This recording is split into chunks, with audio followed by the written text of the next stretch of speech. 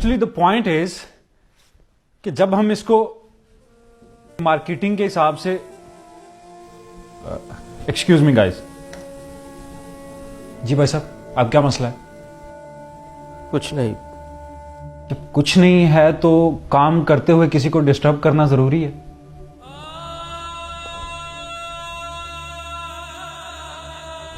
खुद तो तरक्की की नहीं है, किसी और को तरक्की करते देख नहीं सकते, रोज मुंह उठा के चले जाते। हाँ सॉरी गाइस। अच्छा, तो हम अपनी मार्केटिंग स्ट्रेटेजी के बारे में डिस्कस कर रहे थे। क्या हुआ बाबा? पैसा इंसान को इतना बदल देता है कि मैं सोच भी नहीं सकता। आज के बाद हम चचा के घर नहीं जाया करेंगे। मैं ही था जो सारी उम्र की कमाई उन पे लगाता रहा, अपने बारे में सोचा ही नहीं। ना कुछ अच्छा खाया, ना अच्छा कुछ जमा किया, ना ही कुछ अपने लिए रखा। और सोचा यह था कि मेरा भाई पढ़ लिख के कुछ बन जाए, और आज उसने मुझे यह सिला दिया। कितना मान था मुझे अपने भाई पर। बाबा आप परेशान ना हो, आपका मान मैं हूँ। मुझे आज के बाद शादी ही नहीं करनी।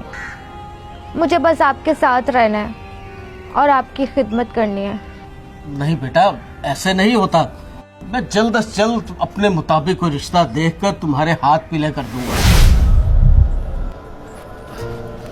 अंकल, मेरी गाड़ी खराब हो गई है। यहाँ पे कोई इस तरह का होटल है जहाँ पे मैं खाना भी खा लूँ और 2 घंटे रुक भी लूँ? क्योंकि मैं यहाँ पे नया हूँ। नहीं बेटा, यहाँ पे तो कोई होटल है नहीं। और अगर तुम मुनासिब समझो तो मेरे घर पे चल के खाना खा सकते हो। मेहमान तो अल्लाह की रहमत होता है। नहीं अंकल, आपको क्या जहमत देनी? नहीं, जहमत की कोई बात नहीं।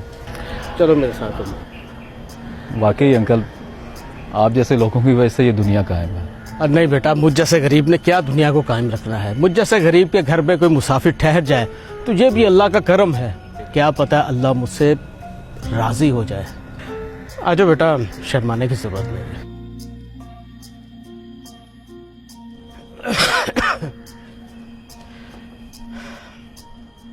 पानी लेके आओ? नहीं बेटा, अहमद आजो बेटा। अल्लाह की रहमत आई है, मेहमान के लिए खाने का इंतजाम करो।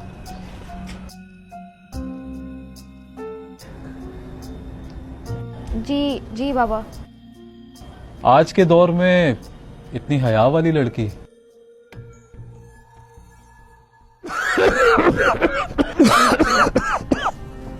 मेरी तबीयत तो दिन ब दिन खराब होती जा रही है। मेरे सिवा अंबर का इस दुनिया में और कोई भी नहीं है। मेरे मालिक, जल्द से जल्द कोई ऐसा वसीला बना दे कि मैं अंबर के हाथ पीले कर दूं। अंकल,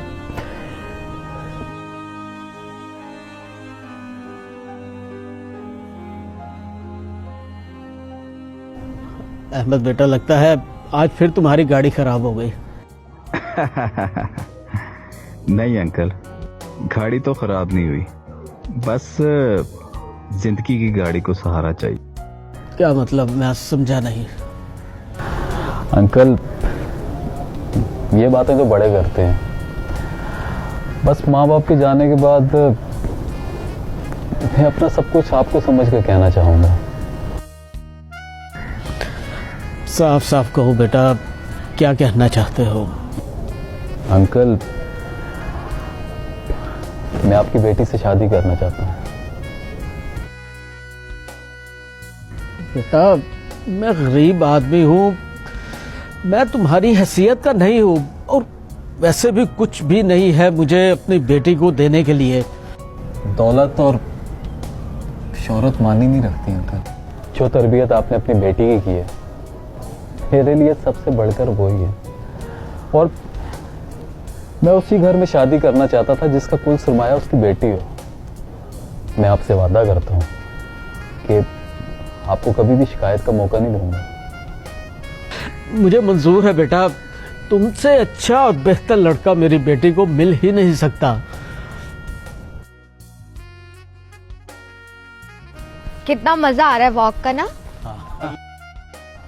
अल्लाह के नाम पे कुछ दे दो, अल्लाह के नाम पे कुछ दे दो। चचा आप अंबर बेटा, आप ये सब क्या है चाचा? और आप यहाँ कैसे? बस बेटा, मैं तो भाई साहब से सही तरह माफी भी नहीं मांग सका। उनके जाने के बाद मेरे हालात खराब ही होते चले गए। बाबा ने तो आपको कब का माफ कर दिया था। मेरा किया ही मेरे सामने आया है। जिस औलाद पर इतना मान था, उसी ने इन हालात तक पहुंचाया। काशिफ से गलत इंजेक्शन लगने की वजह से एक बंदे की मौत हो गई। केस चला उस पर, पैसा पानी की तरह बहाया हमने। सब कुछ लुट गया, सब चला गया, लेकिन केस खत्म ना हो सका। उल्टा काशिफ जेल चला गया और मैं सड़क पर आ गया। आपकी बेटी आ गई है ना, आपको परेशान होने की जरूरत नहीं है। आप मेरे साथ रहेंगे, आप चले मेरे साथ, आ जाए मेरे साथ। हकारत में बोले जुमले आपको आसमान से जमीन पर गिरा देते हैं और किसी के साथ किया गया अच्छा सलूक जमीन से उठाकर आसमान तक ले जाता है। इसलिए कोशिश करें अपने लफ्जों और किरदार को शीशे की तरह शफाफ रखें। नमाज टूटने की कज़ा हो सकती है, पर किसी का दिल टूटने की कज़ा नहीं।